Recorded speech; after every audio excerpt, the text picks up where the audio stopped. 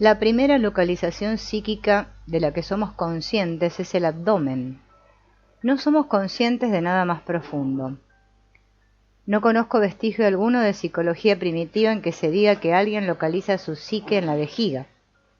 La siguiente es el corazón, que es un centro muy definido, todavía operativo en nosotros. Decimos, por ejemplo, eso lo sabes con la cabeza pero no con el corazón. Hay una extraordinaria distancia entre la cabeza y el corazón, una distancia de 10, 20, 30 años, una distancia de toda una vida. Porque uno puede saber algo con la cabeza desde hace 40 años sin que nunca haya tocado su corazón. Y solo cuando uno lo ha comprendido en su corazón, comienza a tomar noticia de ello. Y desde el corazón hay una distancia igualmente larga, en sentido descendente, hasta el plexo solar. Y aquí uno está atrapado, porque aquí no somos libres en absoluto. No hay sustancia aérea, no eres más que huesos, sangre y músculos. Estás situado en los intestinos, funcionando como un gusano sin cabeza. Pero en el corazón estás en la superficie. El diafragma sería aproximadamente como la superficie de la Tierra. Mientras permaneces en el Manipura te hallas, por así decirlo, en el tremendo calor del centro de la Tierra. Solo existe el fuego de la pasión, de los deseos, de las ilusiones. De él habla Buda en su sermón de Benares, cuando dice que el mundo entero está en llamas. Tus oídos, tus ojos, por todas partes mana de ti el fuego del deseo, y ese es el fuego de la ilusión, pues deseas cosas que son fútiles. Pero ahí se encuentra el gran tesoro de la energía emocional liberada.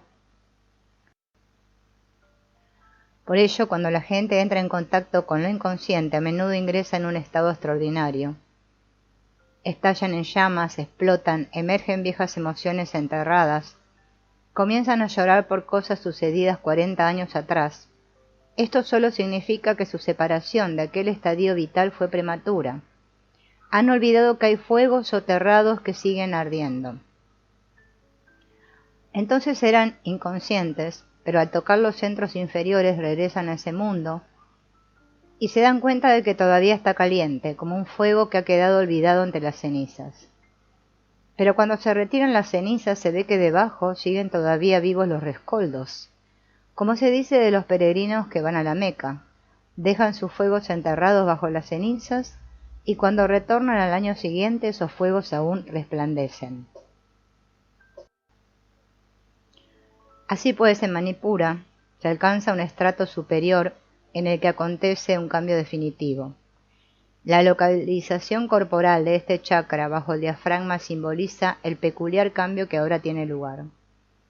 Por encima del diafragma se llega al anahata, el corazón o centro del aire, porque el corazón está encajado entre los pulmones y toda la actividad cardíaca está estrechamente asociada a ellos. A fin de comprender estas cosas se requiere una cierta ingenuidad. En la experiencia primitiva ocurre lo mismo. En realidad se trata de una verdad fisiológica. Ya entendemos pues más o menos el significado psicológico de Manipura, pero ahora viene el gran salto, anahata. ¿Qué es lo que sigue psicológicamente tras haber caído en el infierno? Cuando uno ha caído en el turbión de las pasiones, los instintos, los deseos y demás, ¿qué viene después? La señora Crowley dice, por lo común, una enantiodromía, su confluencia con algún opuesto, seguirá tal vez una visión o algo más impersonal. Y Jung le responde, una enantiodromía que sería el descubrimiento de algo impersonal. En otras palabras, esa persona ya no se identifica con sus propios deseos. Ahora bien, hay que tener en cuenta que resulta difícil hablar de estas cosas, porque la mayor parte de la gente sigue identificándose con Manipura. Resulta extremadamente difícil descubrir qué hay más allá. Por ello, debemos detenernos primeramente en el simbolismo. El siguiente centro tiene que ver con el aire. El diafragma se correspondería con la superficie de la Tierra y aparentemente, al entrar en Anahata, alcanzamos la condición en la que nos elevamos por encima de la Tierra. ¿Qué ha sucedido? ¿Cómo logramos llegar ahí? Como saben, en Manipura todavía no sabemos dónde nos encontramos. Seguimos en Muladhara. o por lo menos nuestros pies siguen en Muladhara. Pero en Anahata se elevan sobre la superficie de la tierra. Entonces, ¿qué es lo que podría elevar literalmente a alguien por encima de la tierra? El viento, dice el doctor Meyer. Y el doctor Jung dice, sí, eso encajaría dentro del simbolismo. Pero hay otra cosa que lo simplificaría un poco. ¿Una especie de destilación?, pregunta el doctor Bertin.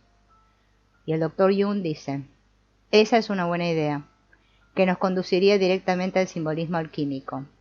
El alquimista denomina este proceso sublimación, pero si nos quedamos en el simbolismo del que estamos hablando hoy, el sol se eleva por encima del horizonte, dice el señor Alemán. Sí, dice el doctor Jung, de acuerdo con el simbolismo egipcio, uno se eleva por encima del horizonte. Quien es idéntico con el sol se eleva por encima del horizonte en el barco del sol y viaja sobre los cielos. El sol es un poder superior. Si eres un apéndice del faraón, el sol puede elevarte hasta una posición casi divina. Y el contacto con el sol en Manipura hace que tus pies se eleven.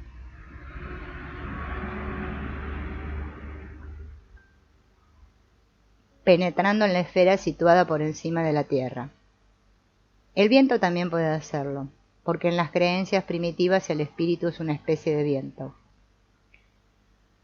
Por ello, en muchos idiomas una misma palabra designa a la vez viento y espíritu, por ejemplo, spiritus, donde spirare significa soplar o respirar. Animus, espíritu, viene del griego anemos, viento, y neuma, espíritu, es también una palabra griega para referirse al viento. En árabe, ruch es el viento o el alma del espíritu, y en hebreo, ruach significa espíritu y viento. La conexión entre viento y espíritu se debe al hecho de que originariamente se pensaba que el espíritu era la respiración, el aire que uno inspira y expira. Con el último aliento de una persona, su espíritu abandona el cuerpo. Así pues, lo que nos eleva tendría que ser o bien un viento mágico o el sol. ¿Y dónde encontramos esas dos cosas juntas? Quizá recuerden ustedes todavía un caso muy interesante de la literatura analítica. ¿Se refiere a los primitivos que soplan en sus manos y rinden culto al amanecer?, pregunta la señora Sawyer. Eso es una identificación con el sol, no es lo mismo. Sabe, pero yo he publicado un ejemplo en el que el viento y el sol son lo mismo, dice el doctor Jung. El señor Bauman dice, el sol es a veces el origen del viento. Sí, recordarán ustedes el caso del enajenado que veía una especie de tubo colgando del sol. Lo denominaba el falo del sol y era la causa del viento. Esto demuestra que el sol y el viento son lo mismo, dice el doctor Jung. Creo que hay un mito griego en el que se oyen voces antes de la salida del sol, dice el señor Bauman. Se trata de la estatua de Memnón en Egipto, de la que se decía que produce un peculiar sonido al amanecer, porque según la leyenda griega, Memnón es hijo de Aurore, por tanto, cuando llega el alba saluda a su madre, aclara el doctor Jung. Pero aquí no se trata exactamente del viento y del sol. El simbolismo nos cuenta lo que sucede en Anahata, pero esto no es psicología. Seguimos todavía en el ámbito de la mitología, y tenemos que descubrir qué significa psicológicamente. ¿Cómo consigue uno elevarse por encima del centro Manipura, por encima del mundo de las meras emociones? Uno sufre una inflación y se identifica con el dios, dice la señorita Hannah. Bien, podría ser, dice Jung, pues algo así es realmente inflacionario, pero aquí nos referimos al caso normal. Estamos suponiendo que la secuencia de Kundalini es una secuencia normal, pues se trata de la condensación de experiencias de acaso miles de años. Dice el señor Bauman, cuando uno está muy afectado emocionalmente intenta expresarse, por ejemplo, escribiendo música o poesía. ¿Quiere usted decir que esto produce una cierta manifestación? Dice Jung, pero las emociones siempre producen manifestaciones. Uno puede expresar todo tipo de cosas mientras sigue atrapado en sus emociones. Debe tratarse de algo por encima de las emociones. ¿No será que entonces uno empieza a pensar? Pregunta la señora Melich. Exacto, dice Jung. Y el doctor Reichstein dice, se dice que es aquí donde nace el Purusha, por tanto tendría que ser aquí donde la primera idea de sí mismo se viera más completamente. Sí, dice el doctor Jung, pero ¿cómo se mostraría esto en psicología? Lo que hay que intentar ahora es llevar todo esto al terreno de los hechos psicológicos.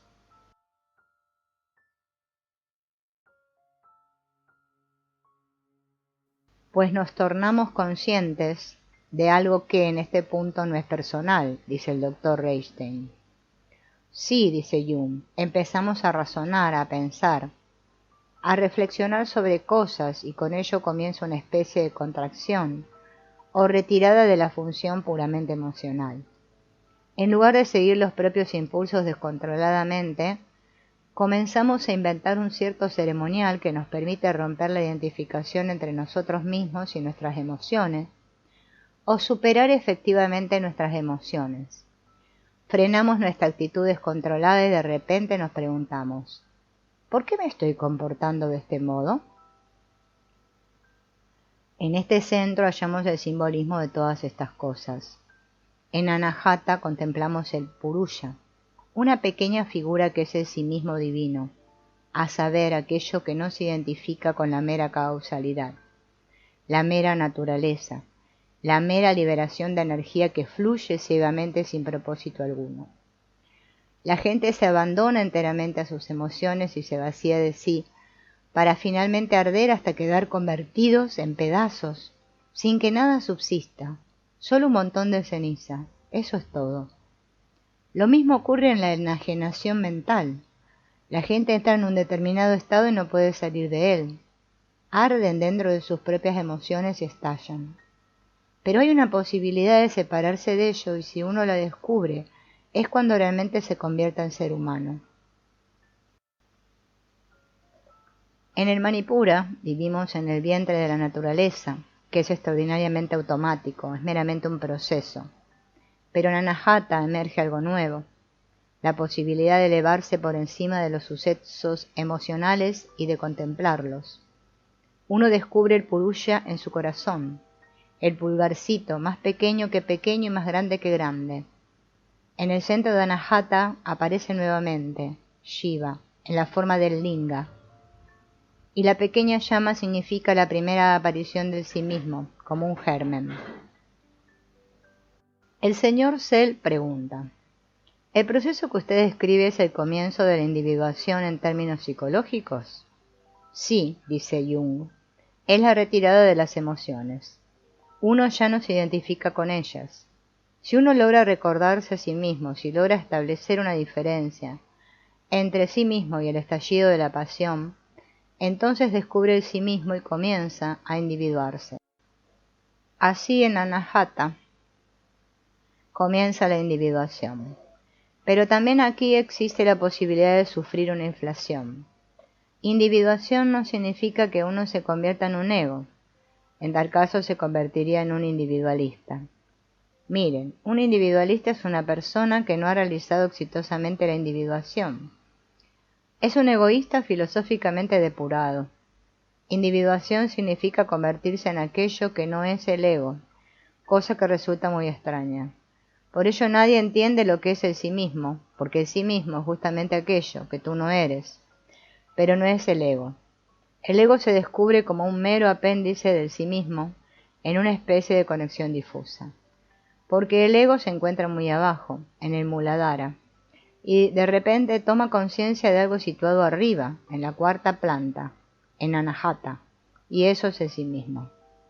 Ahora, si alguien comete el error de pensar que vive a la vez en la planta baja y en el cuarto piso, de creer que él es el propio Purusha, él está loco. Es lo que los alemanes muy atinadamente denominan verrückt, loco, palabra que etimológicamente significa que sus pies han dejado de apoyarse donde deberían para situarse en otro sitio, donde permanece devanándose los sesos. El Purusha es algo que solo nos es permitido contemplar sus pies allí arriba, pero nosotros no somos el Purusha. Se trata de un símbolo que expresa el proceso impersonal. El sí mismo es algo extremadamente impersonal, extremadamente objetivo. Si funcionas desde tu sí mismo no eres ya tú mismo. Tal es la sensación que se tiene. Es como si tú mismo fueras un extraño. Compras como si no compraras. Vendes como si no vendieras. O para decirlo con San Pablo.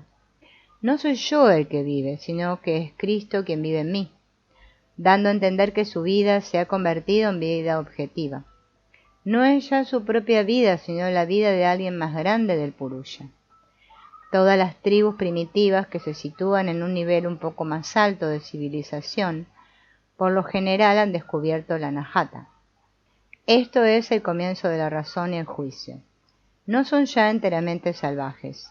Poseen ceremonias elaboradas y cuanto más primitivas son, más elaborado es su ceremonial. Los necesitan para precaverse de la psicología de Manipura. Han inventado todo tipo de cosas, círculos mágicos, fórmulas de locución y de comunicación entre personas. Todas estas ceremonias peculiares son técnicas psicológicas especiales para evitar un estallido de Manipura. En una alocución a primitivos resulta simplemente de hacer ciertas cosas, que para nosotros son enteramente superfluas. Con ellos, en cambio, no hay nada que hacer si uno no se atiene a las reglas. Por ejemplo, debe existir una jerarquía inequívoca. Por tanto, el individuo que dirige la alocución debe ser una persona de poder. Si yo dirijo una alocución, tengo que tener una silla, mientras que los demás están en el suelo. Deben sentarse inmediatamente. El jefe tiene hombres armados con látigos que obligan a sentarse a golpes a todos los que no lo hacen al instante. Y llegados a este punto, la plática no comienza sin más, sino que primero se entregan regalos, cerillas, cigarrillos. Y el jefe debe recibir muchos más cigarrillos que sus súbditos, pues la jerarquía del momento debe subrayarse a fin de mostrar que hay una autoridad suprema. Todo esto son ceremonias contra Manipura, y sólo cuando se ha hecho el silencio puede tomar la palabra el hombre que realiza la alocución. Entonces digo que tengo un shauri, un negocio. Ese es el comienzo. Como ven, tengo que pronunciar un mantra capaz de captar la atención de todo el mundo. A nadie se le permite hablar, todo el mundo escucha. Entonces digo mi shauri, tras lo cual habla mi compañero, aquel con quien debo tratar, pero lo hace en voz baja, apenas perceptible, y no se levanta. Si alguien habla demasiado alto, se acerca el del látigo. No se puede hablar en voz alta, pues eso delataría emoción. Y tan pronto como hay emoción surge el peligro de que haya combates y muertes. Esta es la razón por la que no se permiten armas. Y cuando la alocución termina, uno debe decir shauri, quilla, que significa la alocución ha concluido. Yo una vez me levanté antes de decir esas palabras y mi caudillo se acercó a mí bastante alterado y me dijo: no, no se levante. Entonces dije shauri quilla y no pasó nada. Si uno dice un mantra ya se puede ir. Debo decir que el círculo mágico queda disuelto y entonces puedo irme sin suscitar la sospecha de que me voy ofendido o en actitud violenta. Lo contrario es peligroso. Podría suceder algo, tal vez un asesinato, porque uno se levanta obviamente porque está loco. A veces sucede que se excitan tanto en sus danzas que comienzan a matar. Por ejemplo, los dos primos Saracín, que exploraron Célebes, estuvieron a punto de ser asesinados por hombres que realmente estaban en términos cordiales con ellos. Les estaban enseñando sus danzas marciales, pero se impregnaron hasta tal punto de ardor guerrero, de una forma tan frenética que acabaron arrojándole sus lanzas. Si lograron escapar, fue de pura suerte.